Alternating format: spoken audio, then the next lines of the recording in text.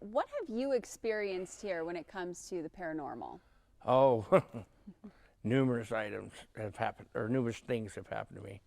Uh, I was working on one of our Huey helicopters, and I was inside the center section, the cargo section of it.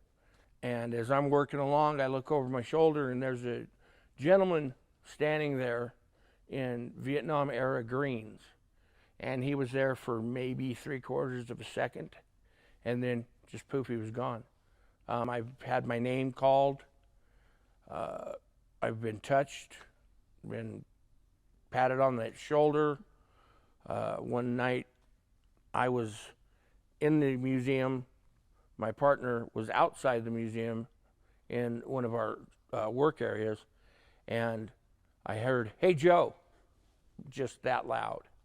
And as I look around, I can't find anybody, so I start calling his name, Bob. Bob's outside. So, and that's common. That's happened to more than just me. What is the feeling that you get from the spirits here? Is it evil? Is it nice? Is it malicious? As a general rule, it's very calm. There's nothing where your skin prickles up. You get that, oh my, I need to run. You don't get the fight or flight feeling as much here, especially in Hangar 2. We are on a former Army air base that was here during World War II, where they trained bomber crews, and there was numerous deaths from that. Then, as time goes on, we're a regular airport also. There has been deaths that have happened due to crashes here. And along with that, we have numerous items that have come from the military.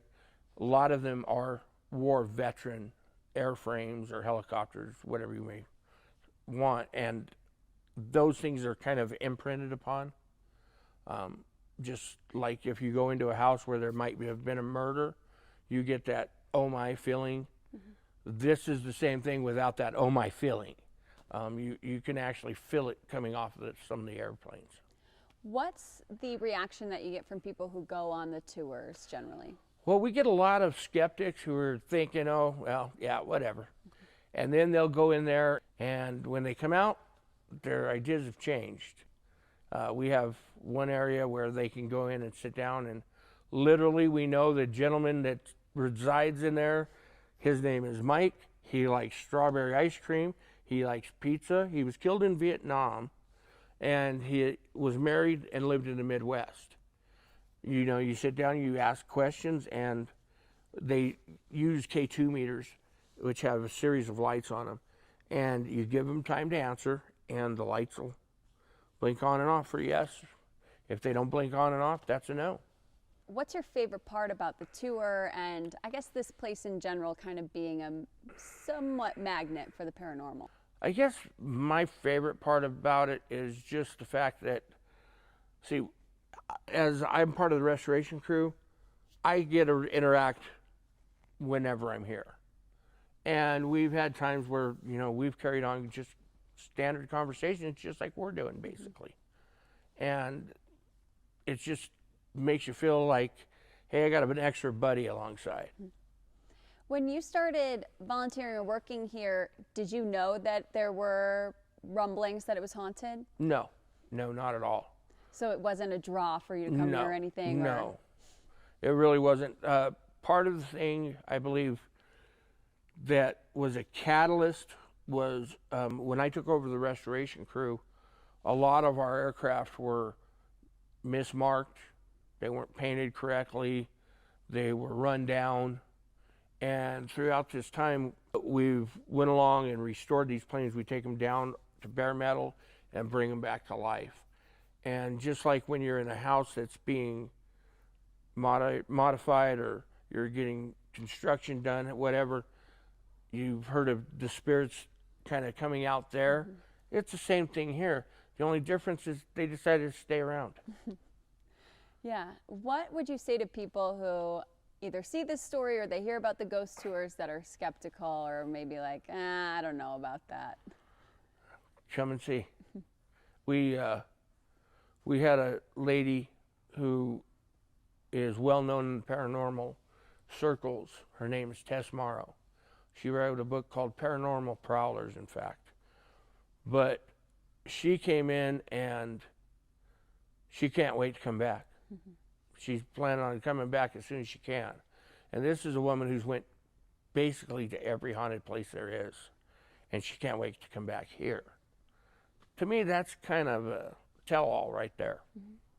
I think my main connection here is the fact that I'm able to honor those men and machines that have kept us to where we can do this on TV and not have a censor standing over our shoulder or not being told what to say. We've had moments, especially with our helicopter, Huey helicopter, where we've had a veteran who fought in that war walk up to the helicopter and he'll put his hand on it and you see a complete transformation in his face. His facial features just go from this stressed look to being calm and peaceful. We've had him stand there and hold on to the helicopter and cry. And one gentleman who fought in Vietnam, he was a member of the air cav. He tells me, he walks away, and as he's walking away, he tells me, "Thank you. This is the first time I felt like myself since I went to Vietnam." To me, that beats everything. Another instance is our F-15 that we had. It belonged with the 22nd AMU unit out of Bertram, Germany. It shot down a MiG-23 during the first Gulf War. A gentleman was bringing us a piece of the unit history that he had still. And we were still working on the airplane. We haven't had a hangar to do restoration in. So our restoration is done outside in the weather.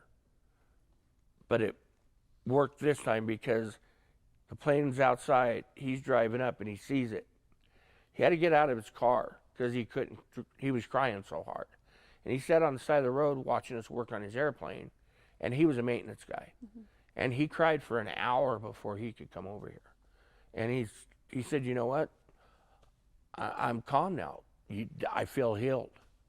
And that's the biggest reason we do it, is just for that reason alone.